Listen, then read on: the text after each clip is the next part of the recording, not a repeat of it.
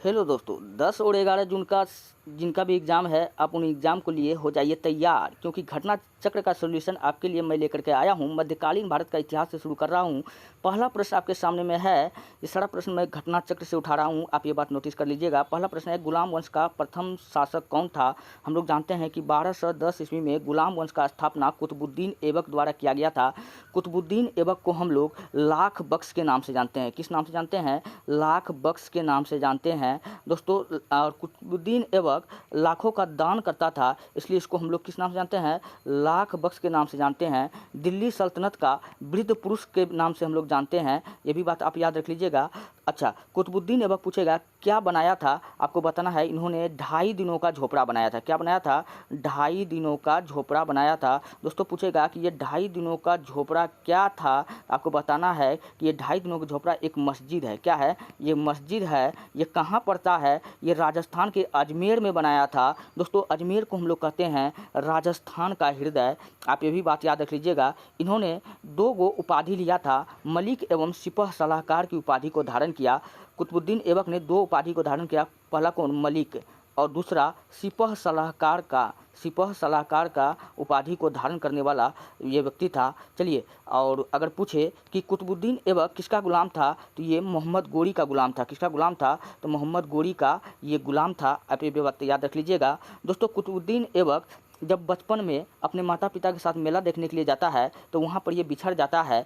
जब ये बिछड़ जाता है तो इसको वहाँ पर पाकिस्तान के निशापुर बाज़ार से एक आदमी खरीद करके लाता है, शेख फ़खरुद्दीन अजीज़ कुफ़ी। इसको खरीद करके लाता है, इसको तीर तलवारबाजी सिखाता है, और तीर तलवारबाजी चलाने के बाद में साथ साथ इसको कुरान पढ़ने का भी ज्ञान देता है। और यह बच्चा तेज़ी से कुरान पढ़ लेता था, इसलिए इसका नाम आगे चल करके कुरान खां के नाम से प्रसिद्ध हो गया। पूछेगा कुरान खां हम लोग किसको कहते हैं, आप बताइएगा। कुतुबुद्दीन ऐबक को ही हम लोग कहते हैं। और पोलो और चौगान जो देन है, ये इन्हीं का देन है, आप ये बात याद रख लीजिएगा। इनकी मृत्यु कब हुआ था, आपको बताना है। पोलो या चौगान खेलते समय घोड़े से गिरने के कारण क्या हो गया, इनका 1210 ईस्वी में इनका मृत्यु हो गया। आप ये भी बात याद रख लीजिएगा। चलिए बढ़ते हैं नेक्स्ट प्रश्न की ओर। अगला प्रश्न आपके सामने में है।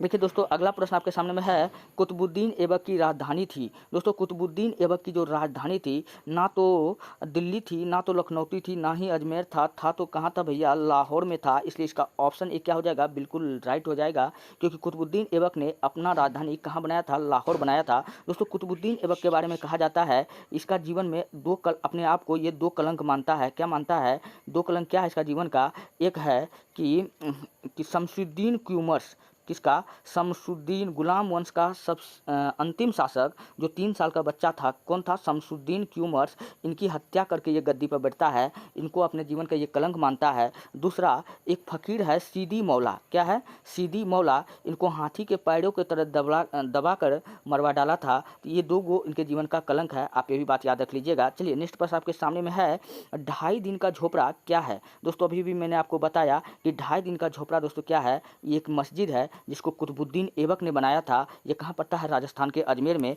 चलिए, अपनी उदारता के कारण कुतुबुद्दीन ऐबक इतना दान करता था, उसे लाख बख्श, मैंने अभी भी आपको बताया था कि इनको लाख बख्श के नाम से हम लोग जानते हैं, क्योंकि ये लाखों का दान करता था। चलिए बढ़ते हैं नेक्स्ट प्रश्न की ओर। अगला प्रश्न आपके सामने में है कुतुब मीनार किसके द्वारा पूरा किया गया था? दोस्तों कुतुब मीनार जो है वो पूरा किया गया था इल्तुतमिश के समय। क्या किया गया था? पूरा कर लिया गया था। इसका ऑप्शन एक क्या हो जाएगा? बिल्कुल राइट हो जाएगा। चलिए नेक्स्ट प्रश्न आपके सामने में है, भारत में मोहम्मद गोरी ने किसको प्रथम अख्ता प्रदान किया था? तो वो किसको किया था? वो किया था कुतुबुद्दीन ऐबक को किया था। इसका राइट आंसर ऑप्शन बी हो जाएगा। चलिए थोड़ा सा इधर हम लोग पढ़ते हैं, थोड़ा डीपली में जानने की कोशिश करते हैं। गोरी के विजय के बाद शीघ्र ही उत्तर भारत में अख्ता प्रथा स्थापित हो गई। गोर के मोहम्मद गोरी ने कुतुबुद्दीन ऐबक को 1911 में हांसी, एक जगह है, अख्ता या इंता प्रांत प्रदान किया, और 1192 से 1206 तक उसने गोरी के प्रतिनिधि के रूप में उत्तरी भारत के विजित भागों का प्रशासन संभाला। इस अवधि में ऐबक ने उत्तरी भारत में तुर्की शक्ति का विस्तार भी किया। चलिए ये था। चलिए नेक्स्ट प्रश्न आपके सामने में है, बिहार का प्रथम मुस्लिम विजेता कौन था? दोस्तों बिहार का प्रथम मुस्लिम विजेता कौन था? हम सब जानते हैं वो कौन था, बख्तियार खिलजी था। इसका राइट आंसर क्या हो जाएगा? ऑप्शन सी बिल्कुल राइट हो जाएगा, बख्तियार खिलजी। जब भी बात बख्तियार खिलजी का हो, आप इनसे कुछ प्रश्न याद रख लीजिएगा। वो क्या प्रश्न है मैं आपको बता रहा हूँ। मोहम्मद गोरी के एक साधारण दास, अच्छा देखिए ये तो मोहम्मद गोरी एक तो अपने दास था, उसका भी दास है, कौन है? इख्तियार उद्दीन मोहम्मद बिन बख्तियार खिलजी। इसका देखिए इतना बड़ा नाम है। हाँ, ये किसका दास था? ये भी मोहम्मद गोरी का दास है। ये इसका क्या कहते हैं, मोहम्मद गोरी का दास था, ठीक है। खिलजी ने 1193 ईस्वी से 1202 ईस्वी के मध्य बिहार के विजय की तथा नालंदा एवं विक्रमशिला बिहार को तहस नहस कर राजधानी ओदंतपुरी पर कब्जा कर लिया। उसने 1198 ईस्वी में 1203 ईस्वी के आसपास बंगाल पर आक्रमण किया। उस समय वहाँ का शासक लक्ष्मण सेन था और लक्ष्मण सेन ने क्या किया था, यहाँ से फरार हो गया था, भाग गया था। आप ये भी बात याद रख लीजिएगा। चलिए बढ़ते हैं नेक्स्ट प्रश्न की ओर। अगला प्रश्न आपके सामने में है, बिहार पर बख्तियार खिलजी के हमले का पहला विवरण प्राप्त हुआ। हम पूछ रहा है कि किससे हमको प्राप्त होता है, तो यहाँ कुछ किताब का नाम दिया गया है। तारीख ए हिंद से, ऑप्शन बी में है तबाकात ए नासिरी से, ऑप्शन सी में है ताज उल मासिर से, ऑप्शन डी में है तारीख ए मुबारक शाही से। तो दोस्तों इसका जो राइट आंसर होने वाला है ऑप्शन बी हो जाएगा, तबकात ए नासिरी से प्राप्त होता है। इसका ऑप्शन बी क्या हो जाएगा? बिल्कुल राइट हो जाएगा। चलिए बढ़ते हैं नेक्स्ट प्रश्न की ओर।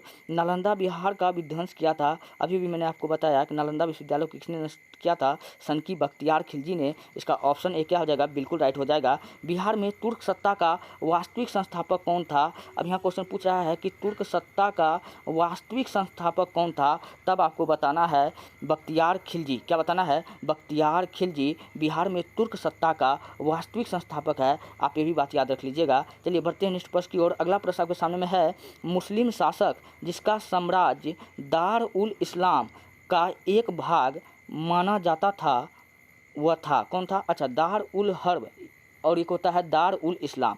जैसे औरंगजेब का एक नीति था दार उल हर्ब को दार उल इस्लाम में बदलना, मतलब जो गैर हिंदू हैं उनको हम लोग किस में बदल देंगे? मुसलमान धर्म में परिवर्तित कर देंगे। यही होता है दार उल हर्ब। तो यहाँ है क्या है? दार उल इस्लाम का एक भाग मान लिया जाता है। क्या मान लिया जाता है? मुस्लिम शासक का जिसका साम्राज्य दार उल इस्लाम का एक भाग मान लिया जाता है, वो कौन था जो इसको मानता था? वो इल्तुतमिश इस बात को मानता था। ऑप्शन सी क्या हो जाएगा? इसका बिल्कुल राइट हो जाएगा। चलिए इल्तुतमिश के काल में 1229 ईस्वी में बगदाद के खलीफा ने इल्तुतमिश को खिल्लत प्रदान की। खिल्लत किसने प्रदान की थी? तो आपको याद रखना है बगदाद के खलीफा ने कब किया था? 1229 ईस्वी में। अब सल्तनत सैद्धांतिक रूप से बगदाद के खलीफा के अधीन दार उल इस्लाम का एक भाग बन गया। चलिए बढ़ते हैं नेक्स्ट प्रश्न की ओर। अगला प्रश्न आपके सामने में है, इल्तुतमिश ने बिहार में अपना प्रथम सूबेदार किसको नियुक्त किया गया था? दोस्तों इल्तुतमिश जो था बिहार में अपना प्रथम सूबेदार जो नियुक्त किया था वो किसको किया था? मलिक जानी को किया था। इसलिए इसका ऑप्शन डी क्या हो जाएगा? बिल्कुल राइट हो जाएगा। थोड़ा इसका सोल्यूशन को हम लोग पढ़ते हैं। इल्तुतमिश ने बिहार शरीफ एवं बार पर अधिकार कर राजमहल की पहाड़ियों में तेलियागढ़ी के समीप हिसामुद्दीन एवाज को पराजित किया। एवाज ने इल्तुतमिश की अधीनता स्वीकार कर ली। इल्तुतमिश ने एवाज के स्थान पर मलिक जानी को बिहार का सूबेदार नियुक्त किया। चलिए नेक्स्ट प्रश्न आपके सामने में है, राजस्व के उसके सिद्धांत प्रतिष्ठा, शक्ति और न्याय के सिद्धांत पर आधारित थे। बलबन के बारे में यह शब्द किसने कहा था? दोस्तों ये किसने कहा था? ये कहा था जियाउद्दीन बर्नी ने कहा था। किसने कहा था? तो जियाउद्दीन बर्नी ने कहा था। इसका ऑप्शन भी क्या हो जाएगा? बिल्कुल राइट हो जाएगा। जियाउद्दीन बर्नी का आप एक स्टेटमेंट और याद रख लीजिएगा, कटे हुए सर से रक्त का बूंद टपक ही रहा था कि अलाउद्दीन खिलजी ने जलाउद्दीन खिलजी के सर से मुकुट छीना और पहन लिया, ताज छीना और पहन लिया। पूछेगा ये स्टेटमेंट किसका है? तो यह स्टेटमेंट अलाउद्दीन खिलजी का है, जो किसने दिया था? जियाउद्दीन बर्नी ने कहा था जब उनकी हत्या हुआ था तब। चलिए बढ़ते हैं नेक्स्ट प्रश्न की ओर। अगला प्रश्न आपके सामने यहाँ पर क्या कह रहा था? बलबन के बारे में यह शब्द किसने कहा? जियाउद्दीन। अच्छा, बलबन ने क्या किया था? राजस्व का सिद्धांत दिया था। आप ये बात याद रख लीजिएगा। गद्दी पर बैठते ही इन्होंने जो तुर्कानी ए चहलगानी, क्या तुर्कानी ए चहलगानी, जिसमें 40 अमीर तुर्की का सरदार हुआ करता था, इस ग्रुप को बनाया था। किसने बनाया था? इल्तुतमिश ने। और इन सब को मार करके गद्दी पे बैठता है, इसलिए कहा जाता है कि बलबन ने लाशों की गद्दी बनाकर गद्दी पर बैठा। और इन्होंने क्या दिया था? राजस के सिद्धांत को भी दिया था, आप ये बात याद रख लीजिएगा। इन्होंने रक्त एवं लोह की नीति भी अपनाई थी, आप ये भी बात याद रख लीजिएगा। चलिए बढ़ते हैं नेक्स्ट प्रश्न की ओर। अगला प्रश्न आपके सामने में है, भारत के एकीकरण के बाद मध्य पूर्व और पश्चिमी एशिया को एक करना चाहता था, जो विश्व साम्राज्य की स्थापना की ओर एक महत्वपूर्ण कदम था। आर.पी. त्रिपाठी ने मुगलकालीन भारत के किस सम्राट के बारे में यह लिखा था? ये लिखा था, किसके बारे में लिखा था? वो अकबर के बारे में लिखा था। इसलिए दोस्तों अकबर को हम लोग कहते हैं राष्ट्रीय शासक भी कहते हैं। अच्छा, अकबर का बचपन का नाम पूछे क्या था? आपको बताना है जलालुद्दीन। क्या नाम था? तो जलालुद्दीन नाम था, आप ये भी बात याद रख लीजिएगा। अच्छा, अकबर ने क्या क्या सब किया था? आप लोग फटाफट देखते जाइए। 1582 ईस्वी में इन्होंने क्या किया था? दीन ए इलाही धर्म को चलाया था। और दीन ए इलाही धर्म को मानने वाला प्रथम हिंदू कौन था? तो आपको बताना है कौन था? बीरबल था। कौन था? बीरबल था। दोस्तों बीरबल का असली नाम पूछे क्या है? तो आपको बताना है महेश दास। क्या है? महेश दास, ये भी बात याद रख लीजिएगा। और अगर आपसे पूछे कि 1563 में इन्होंने किसका 1563 में क्या किया था? जजिया कर को समाप्त किया था। क्या किया था? जजिया कर को समाप्त किया था। आप ये भी नहीं 1563 में तो से 63 में तीर्थ कर को समाप्त किया था। क्या किया था? तीर्थ कर को समाप्त किया। और जजिया कर को भी समाप्त किया था, आप ये बात याद रख लीजिएगा। अकबर वो पहला व्यक्ति था जिन्होंने अपने दरबार में तंबाकू का सेवन करना अनिवार्य कर दिया था, ये बात आप याद रख लीजिएगा। लेकिन तंबाकू के सेवन पर प्रतिबंध लगाने वाला शासक अगर पूछे कौन है, तो आपको बताना है हुमायूं। क्या बताना है? जहांगीर। क्या बताना है? जहांगीर। चलिए बढ़ते हैं नेक्स्ट प्रश्न की ओर। अगला प्रश्न आपके सामने में है कि अलाउद्दीन दिल्ली का प्रथम तुर्की सुल्तान था, जिसे धर्म को राज्य के अधीन लाने का और ऐसे घटकों से परिचय कराने का श्रेय जाता है जो सैद्धांतिक रूप में राज्य को धर्मनिरपेक्ष बनाते हैं। यह शब्द किसने लिखे? दोस्तों ये शब्द किसने लिखा था? तो ये शब्द लिखा था, ये शब्द किसने लिखा है? तो इसका राइट आंसर हो जाएगा ऑप्शन सी हो जाएगा A.L. श्रीवास्तव। इसका राइट आंसर क्या हो जाएगा? A.L. श्रीवास्तव हो जाएगा। नेक्स्ट प्रश्न की ओर हम लोग बढ़ते हैं। अगला प्रश्न आपके सामने में है, वह प्रथम मुस्लिम शासक कौन था जिसने शासन के सिद्धांत को राजाओं के ईश्वरीय अधिकार सिद्धांत के समान प्रतिपादित किया था? वो कौन था? वो कोई और नहीं, बलबन था। इसका राइट आंसर क्या हो जाएगा? ऑप्शन सी हो जाएगा। दोस्तों बलबन का एक कथन याद रख लीजिएगा। बलबन का कथन था, मैं जब भी किसी गरीब को देखता हूँ मेरे नाड़े में क्रोध उत्पन्न हो जाता है और मेरे तलवार चिक चिक के कहता है कि मैं इस गरीब का गर्दन उड़ा दूँ। तो ये बात किसने कहा था? तो ये बलबन का ही स्टेटमेंट है, ये बात आप याद रख लीजिएगा। चलिए बढ़ते हैं नेक्स्ट प्रश्न की ओर। अगला प्रश्न आपके सामने में है, किस दिल्ली सुल्तान ने रक्त एवं लोह की नीति अपनाई थी? मैंने अभी भी बताया कि रक्त एवं लोह की नीति दिल्ली सल्तनत में अपनाने वाला सुल्तान कौन था? वो था गयासुद्दीन बलबन था। ऑप्शन बी क्या हो जाएगा? इसका बिल्कुल राइट हो जाएगा। बलबन के विषय में कहा गया है उसने रक्त एवं लोह की नीति अपनाई थी। बलबन के राजस्व सिद्धांत की दो मुख्य विशेषताएँ थी। प्रथम, सुल्तान का पद ईश्वर के द्वारा प्रदत्त होता है, और द्वितीय, सुल्तान का निरंकुश होना आवश्यक है। उसके अनुसार सुल्तान पृथ्वी पर ईश्वर के प्रतिनिधि, नियामत एक खुदाई है और उसका स्थान पैगंबर के पश्चात है। सुल्तान को कार्य करने की प्रेरणा और शक्ति ईश्वर से प्राप्त होती है। इस कारण जनसाधारण या सरदारों को उसके कार्यों की आलोचना का अधिकार नहीं है। चलिए बढ़ते हैं नेक्स्ट प्रश्न की ओर। अगला प्रश्न आपके सामने में है, तुगरिल खां ने किसके शासनकाल के दौरान विद्रोह किया था? तो तुगरिल खां ने किसके शासनकाल के दौरान किया था? वो बलबन के शासनकाल के दौरान विद्रोह किया था। इसलिए इसका ऑप्शन ए क्या हो जाएगा? बिल्कुल राइट हो जाएगा। क्या हो जाएगा? Option A. चलिए अब थोड़ा सा हम इसका डिस्कशन को पढ़ते हैं। डिस्कशन क्या कहता है? तुगरिल खां ने बलबन के काल में विद्रोह किया था। यह विद्रोह बंगाल में अमीन खान की नियुक्ति के विरोध में हुआ था। कालांतर में बलबन बंगाल के अभिमान से डरकर तुगरिल खां से भाग गया था। चलिए ये बात आप याद रख लीजिएगा। 18वां नंबर का प्रश्न है, जब उसने राजस्व प्राप्त किया तो वह शरीयत के नियमों और विदेशों से पूर्णतया स्वतंत्र था। बर्नी ने यह कथन किस सुल्तान के लिए कहा था? वो कहा था, फिर भी इसका आंसर क्या होने वाला है? इसका आंसर इस बार होने वाला है अलाउद्दीन खिलजी। क्या होने वाला है? अलाउद्दीन खिलजी। चलिए अलाउद्दीन खिलजी के बारे में मैं आपको बताता हूँ। अलाउद्दीन खिलजी को हम लोग कहते हैं जनता का चरवाहा। क्या कहते हैं? जनता का चरवाहा कहते हैं, या युगों का विजेता कहते हैं, या युगों का विजेता कहते हैं, या सिकंदर ए सानी कहते हैं, या दूसरा सिकंदर कहते हैं। क्या कहते हैं? दूसरा सिकंदर कहते हैं। ये सब नाम किसका है भैया? ये सब नाम अलाउद्दीन खिलजी का है। अलाउद्दीन खिलजी ने किया क्या था तो मैं आपको बताता हूँ। जब भी आपको कहीं पर लिख जाए घोड़े पर दागने की प्रथा, हुलिया बदलने की प्रथा, हुलिया बदलने की प्रथा और सैनिकों को नियमित वेतन, सैनिकों को वेतन, ये सब काम किसने किया था? तो ये सब काम किसने किया था? अलाउद्दीन खिलजी ने किया था। या पूछेगा बाजार नियंत्रण प्रणाली किसने अपनाया था? तो ये भी अलाउद्दीन खिलजी ने ही अपनाया था। आप ये भी बात याद रख लीजिएगा।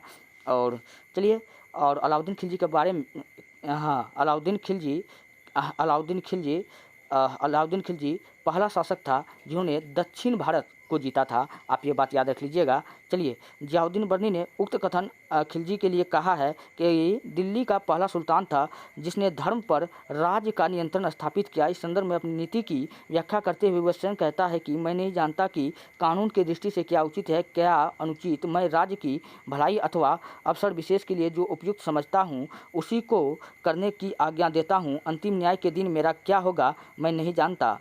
चलिए आगे और मैं आपको पढ़ के सुनाता हूँ। अलाउद्दीन ने राजपथ के विषय में बलबन के विचार को पुनः जीवित किया और वहाँ राजा की सार्वभौमिकता में विश्वास रखता है जो पृथ्वी पर ईश्वर का प्रतिनिधि मात्र है। उसने अपनी शक्ति की वृद्धि के विषय में खलीफा की अनुमति लेना आवश्यक नहीं समझा, इसलिए उसने खलीफा से अपने पद की मान्यता प्राप्त करने के संबंध में कोई याचना नहीं की। उसने अपने आप को यामीन उल खिलाफत नासरी उल मुमनीन बताया। इस प्रकार अलाउद्दीन दिल्ली का पहला सुल्तान था जिसने धर्म को राजनीति में हस्तक्षेप नहीं करने दिया। अलाउद्दीन उलेमा वर्ग के प्रभाव से मुक्त रहा था। आप ये बात याद रख लीजिएगा। इनमें से किसने खलीफा की शक्ति का विरोध किया था? दोस्तों, इनमें से खलीफा की शक्ति का विरोध करने वाला कौन था? तो वो था, इनमें से कोई भी नहीं था। इसलिए इसका राइट आंसर क्या हो जाएगा? उपयुक्त में से इसका राइट आंसर क्या हो जाएगा? इनमें से एक से अधिक, में से कोई नहीं। तो इसका राइट आंसर क्या हो जाएगा? कोई नहीं हो जाएगा। चलिए बढ़ते नेक्स्ट प्रश्न की ओर। अगला प्रश्न आपके सामने में है, अलाउद्दीन खिलजी के प्रसिद्ध सेनापतियों में किसकी मंगोल के विरुद्ध लड़ते हुए मृत्यु हो गई थी? दोस्तों, वो किसका हो गया था? वो हो गया था जफर खां का। इसका ऑप्शन ए क्या हो जाएगा? बिल्कुल राइट हो जाएगा। दोस्तों, आपको वीडियो अच्छा लगता है, हेल्पफुल लगता है, तब आप हमारे चैनल को सब्सक्राइब कीजिए, वीडियो को लाइक कीजिए, जितना हो सके अपने दोस्तों में भेजिए। मिलते हैं नेक्स्ट वीडियो में। धन्यवाद।